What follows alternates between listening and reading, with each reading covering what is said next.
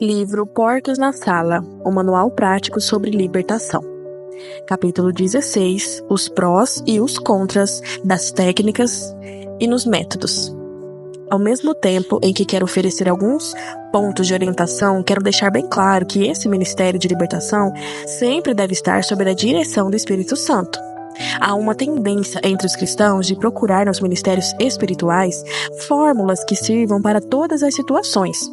Em vez de ficarem abertos e dependentes do Espírito Santo, tenho observado que as pessoas envolvidas neste ministério utilizam métodos diferentes uns dos outros.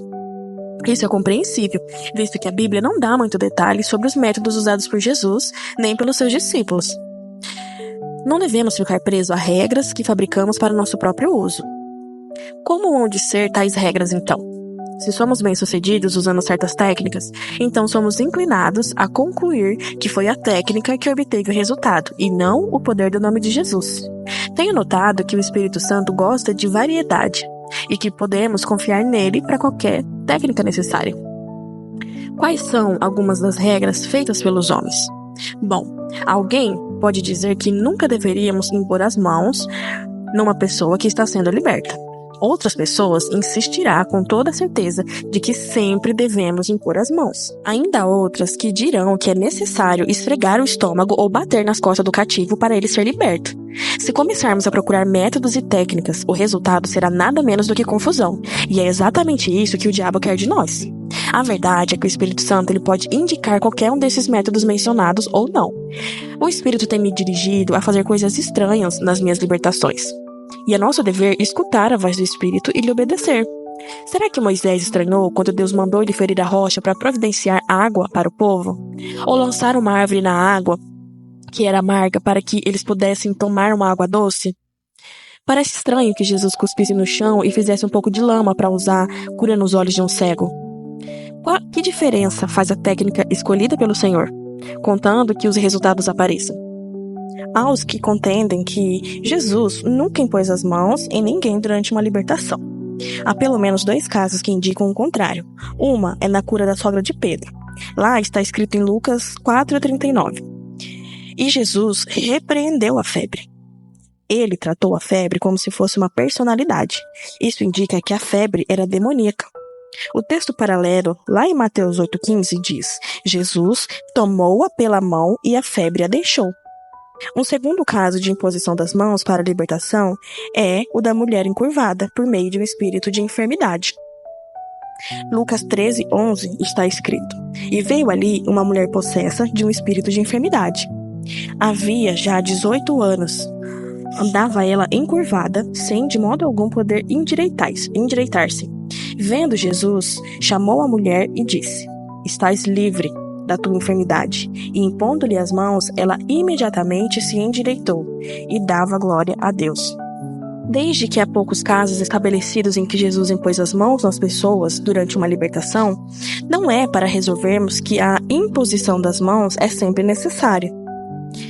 O mesmo princípio da verdade é válido para ministrar o batismo com o Espírito Santo. As Escrituras indicam que houve a imposição das mãos para o recebimento do Espírito, mas ao mesmo tempo, há outras ocasiões em que não houve a imposição das mãos. De novo eu repito, devemos ficar sensíveis à orientação do Espírito sobre o que devemos fazer. Me lembro que uma vez estava expulsando um demônio de um rapaz de 16 anos. O primeiro demônio foi o do medo. O rapaz foi tomado pelos espíritos que o jogaram no chão. 5 homens presentes fizeram tudo para reter o rapaz com um mínimo de sucesso, mas outros demônios foram chamados e manifestações violentas acompanharam cada espírito.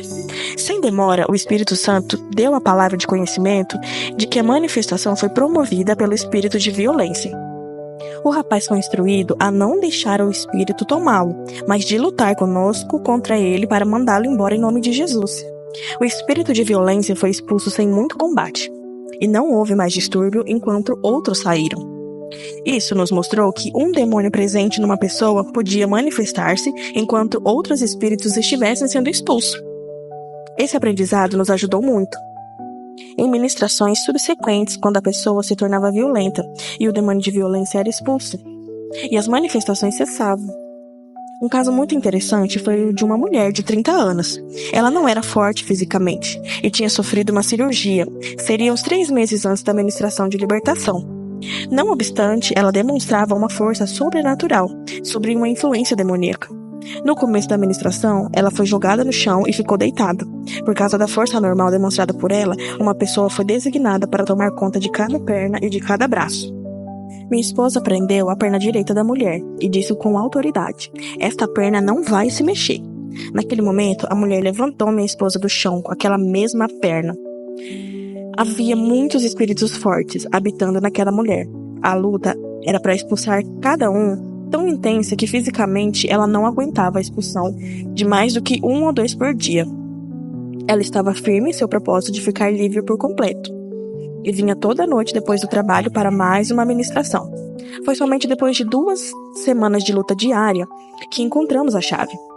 Ficamos sabendo que, quando ninguém a tocava, os espíritos não reagiam tanto. Cada vez que alguém tocava, um demônio gritava: "Não me toque!" Confrontamos os espíritos "não me toque" e os expulsamos. Depois de ficar livre deste demônio, não houve mais manifestação violenta. Temos encontrado o demônio do "não me toque" várias vezes. Em alguns casos, o demônio reage somente ao toque de um homem, e em alguns casos, reage somente ao toque da mulher. Estes são os casos em que é melhor desistir de tocar na pessoa. Os casos em que a imposição das mãos ajuda a desligar o demônio são muito mais frequentes. Há casos em que os espíritos falam através da pessoa e até choram ou choramingam. "Sua mão está quente, sua mão está queimando", ou palavras semelhantes. Os demônios podem sentir a unção das mãos de quem está ministrando e são torturados por elas. Os demônios podem habitar em qualquer parte do corpo. Uma das áreas prediletas é o abdômen. Quando a mão toca nessa área, eles frequentemente saem pela boca, com mais prontidão. Por isso, é aconselhável incluir homens e mulheres numa situação de libertação. As mulheres podem tocar nas mulheres e os homens nos homens. Em certa ocasião, estávamos ministrando a uma jovem senhora. Eu estava atrás dela com as mãos em sua cabeça. Os demônios estavam saindo rapidamente.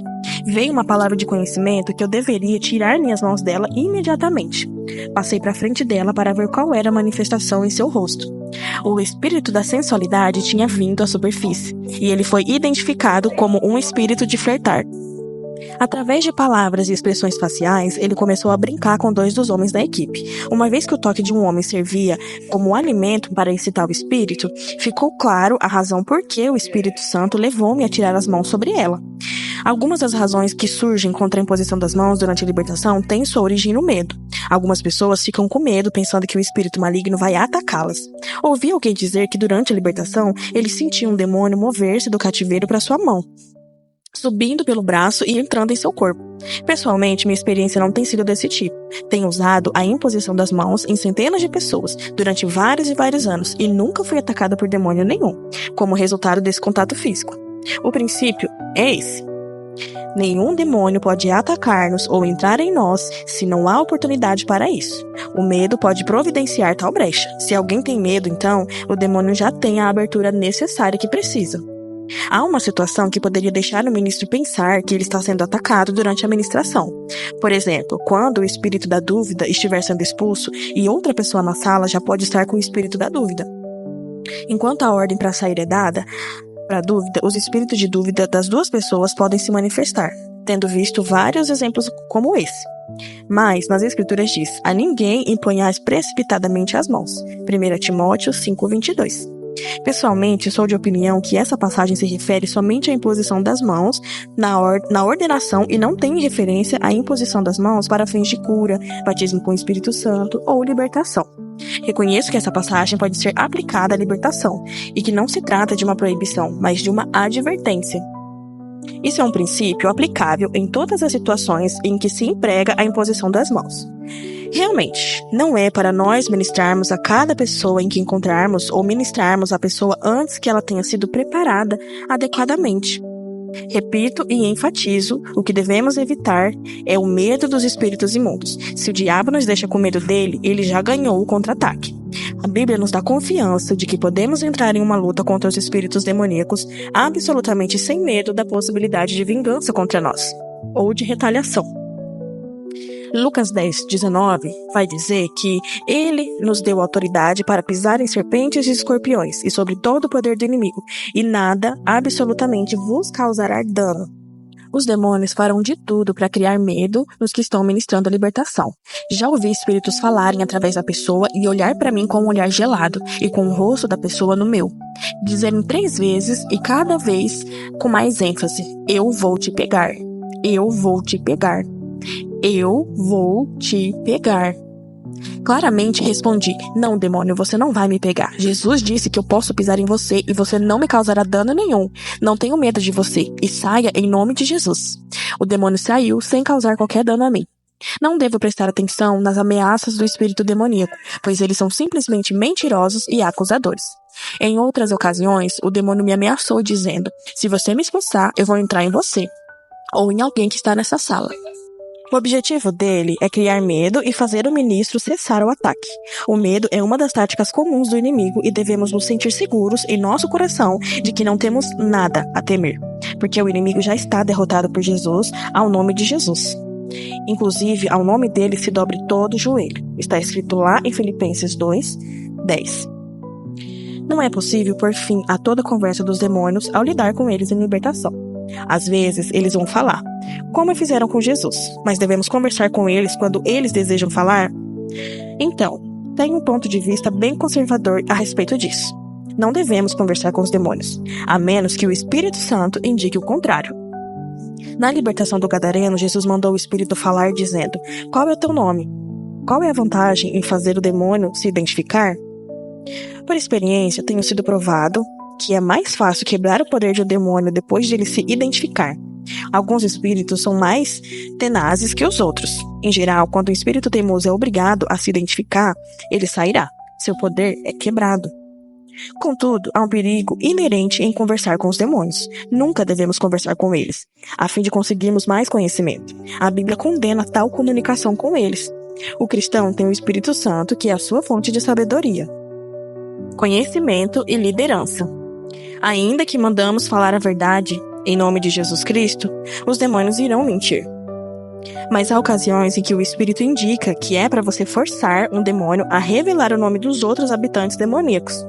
Mais uma vez, isso tem o propósito de quebrar a resistência deles. Isso não deveria ser um substituto para um dom de discernimento de espírito. Não dependemos da boca mentirosa dos espíritos maus para nos dar informação que podemos receber do Espírito Santo. No início do meu ministério de libertação, eu mandava os espíritos falarem. Não custou muito para perceber que todos eles falavam da mesma coisa, salpicando-as com um pouco de verdade. O ministro que está começando geralmente é inclinado a querer ouvir o que os demônios têm a falar, mas logo irá entender que não é necessário. Os demônios são bastante espertos para saber que quanto mais eles possam prolongar uma conversa, mais tempo eles passam a ficar dentro da pessoa. O que eles detestam ouvir são as palavras "cale a boca" e "sai". A conversa deles é geralmente uma tática de retardamento. Há um mérito em interrogar os demônios através da pessoa que está sendo liberta.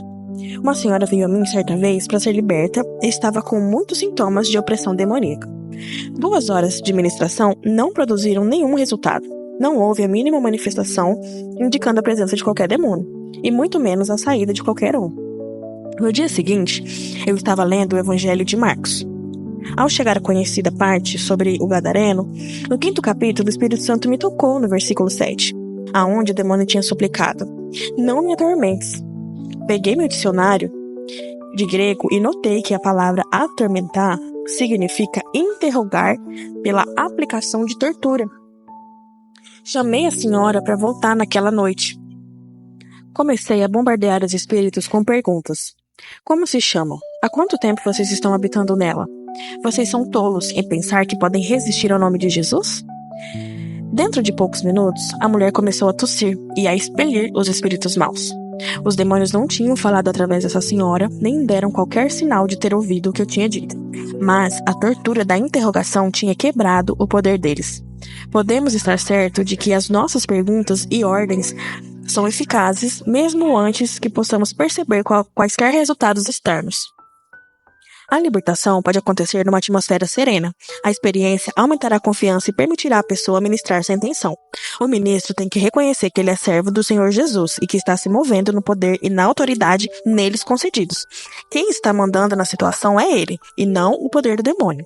Uma ministração pode ser prolongada, pode gastar horas. O cativo, tanto quanto o ministro da libertação, podem precisar de alguns minutos de descanso. Geralmente, é conveniente ter uma pausa, depois que um grupo de espíritos foi expulso. Nada é perdido por ter uma pausa, pois você simplesmente começa no ponto em que parou. É comum acontecer que no meio de uma ministração a pessoa lembrará outras áreas invadidas pelos demônios, ou o Espírito Santo vai iluminá-lo com informações importantes. É certo que para deixar a pessoa contar essas coisas. Mas tome cuidado, pode ser um truque do inimigo. O cativo pode dizer quero tomar água, ou qualquer outra coisa semelhante para deixar a sala. Às vezes é o demônio falando e não a pessoa. O demônio fará de tudo a fim de levar a pessoa para fora do lugar da ministração.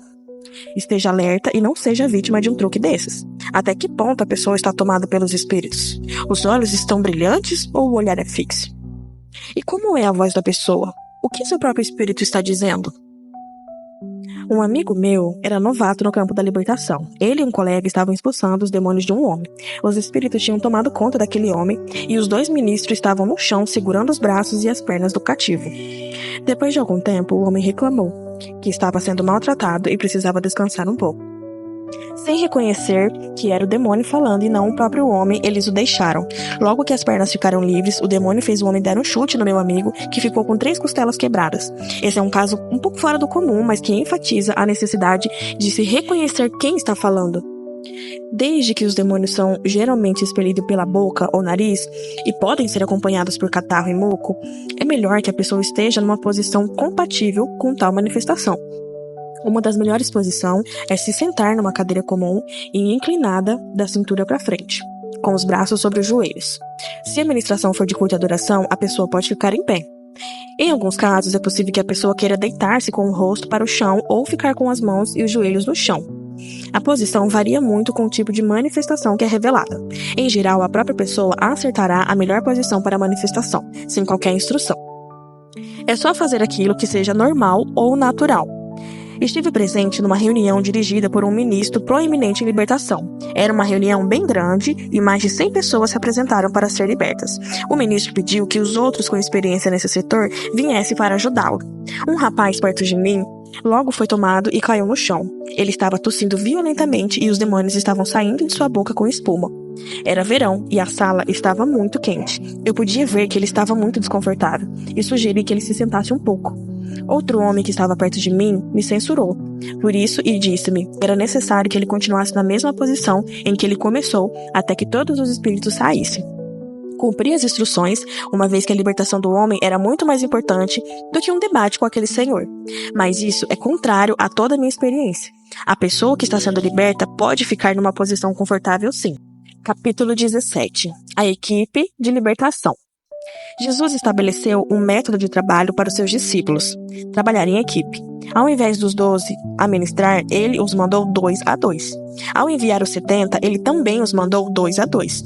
Outros grupos e outras equipes podem ser encontrados no livro de Atos. Na primeira viagem missionária foram Paulo, Barnabé e João Marcos. Mais tarde, eram Paulo e Silas. Barnabé escolheu João Marcos. Áquila e Priscila foram uma equipe de marido e mulher.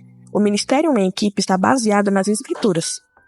Trabalho em equipe é desejável e mais afetivo, especialmente no Ministério de Libertação. Quantas pessoas devem fazer parte de uma equipe de libertação? Bom, esta pergunta não tem uma resposta que sirva de regra. As situações para a libertação variam muito. Para ministrar a uma pessoa, um grupo composto de até 2 ou 6 pessoas, em geral, é suficiente. A equipe deve incluir homens e mulheres. Por causa das circunstâncias fora do comum nesse ministério, um homem não deve ministrar sozinho com uma mulher, nem uma mulher deve ministrar sozinho com um homem. A melhor equipe é marido e esposa, quando for possível, uma vez que a imposição das mãos podem fazer parte do ministrar. É melhor incluir na equipe os 2 sexos. Os homens e as mulheres não deveriam impor as mãos indiscretamente no sexo oposto. Além disso, a pessoa que é libertada, por vezes, tem de ser controlada fisicamente. Ainda que não lutemos contra carne e sangue, os demônios podem manifestar-se violentamente, do modo em que a pessoa que está sendo libertada deve ser reprimida para não se ferir ou ferir aos outros. A concordância é um elemento essencial e básico para uma equipe de libertação. Satanás se aproveitará da discordância. Ele vai criar desarmonia de diversas maneiras. Então, esteja alerta dessa possibilidade. Isso está bem ilustrado numa experiência que tive na segunda vez em que Deus me usou em libertação. 6 ou 7 de nós, num grupo de oração, estávamos orando pela libertação de uma senhora. Ao ser chamado, o demônio disse: somente um de vocês está realmente seguindo a Deus. A finalidade dessa declaração era a destruição da nossa união, nossa concordância. E assim aconteceu. Num instante, cada um de nós estava pensando que era o único seguindo ao Senhor. E ficamos suspeitando da dedicação dos outros. Assim, nossa atenção foi desviada do inimigo para nós mesmos e para os outros membros da equipe, e não para a pessoa que estava sendo libertada. Qualquer grupo que está trabalhando junto deve aprender a fluir no espírito e a confiar nos outros membros da equipe. Durante a batalha contra poderes demoníacos, não é a hora apropriada para acertar as diferenças entre vocês. Se houver um discernimento de espírito por um membro da equipe, deve ser confirmado pelos demais. Mas é melhor enfrentar um espírito discernido do que discutir a validade do discernimento. Um erro de vez em quando vai acontecer, mas isso não vai acabar com o ministério. Tem que ser enfatizado que não é possível delinear regras que sirvam para todos os casos. Cada membro da equipe tem que ser sensível e obediente ao Espírito Santo. Geralmente, é melhor que somente uma pessoa fique mandando nos espíritos. As outras estarão em voz baixa, orando, lendo a Bíblia, louvando e cantando. Cânticos sobre o sangue de Jesus têm grande efeito e são apropriados nessa hora. Não é incomum que a liderança mude várias vezes, especialmente se o trabalho continua por mais de uma hora. Essa transição ou troca de liderança pode ser feita sem problema nenhum. É cansativo para uma só pessoa ficar na liderança por muito tempo. Você já viu os gansos voando em formação? A liderança muda de um para o outro. O líder fica na frente, aguentando o vento por um pouco e logo se irrita e se retira daquela posição, deixando o outro tomar a frente enquanto ele descansa. A equipe de libertação pode funcionar da mesma maneira. O alvo é libertar o cativo e dar a Jesus toda a glória. Assim, não fará diferença quem está à frente da batalha. Cada posição na equipe é de importância vital.